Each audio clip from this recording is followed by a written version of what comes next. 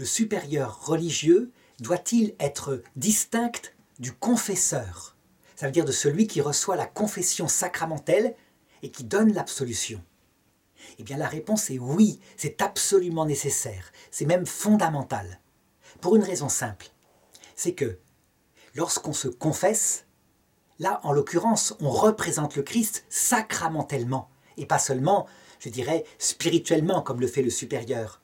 Si bien que le supérieur il est tenu à un secret professionnel quelque part. Dans le cadre du sacrement, on est tenu au secret de confession. Secret absolu, ça veut dire qu'on n'a rien entendu de soi-même, c'est le Christ qui a entendu. Et donc on ne parle pas, on ne livre pas de secret de confession. Résultat, si dans son rôle de supérieur, on entend parler par un frère d'un péché commis par un autre frère, un péché grave, et qu'on doit prendre au fort externe des mesures fermes.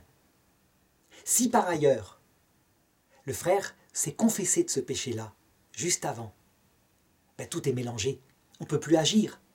Qu'est-ce qu'on sait par l'extérieur? Qu'est-ce qu'on sait par le secret de confession? Ça serait un tel micmac que l'Église a décidé que le supérieur religieux ne peut pas être le confesseur. Quand les deux ont été mélangés, ça a donné très souvent des catastrophes. Ça veut dire que les mesures énergiques n'étaient pas prises au bon moment. Et donc, quelquefois, du coup, il restait de la prédation sexuelle, par exemple, longtemps, parce que celui qui aurait dû prendre les décisions le savait, mais en confession.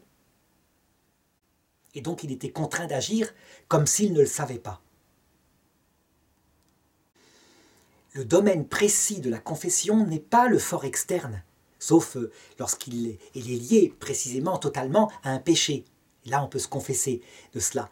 Mais le domaine précis, c'est le fort intermédiaire, le fort interne. En tout cas, ce n'est pas au confesseur, comme confesseur, de donner une tâche, par exemple, jardin, de dire, par exemple, qu'on doit aller dans tel prieuré ou tel autre.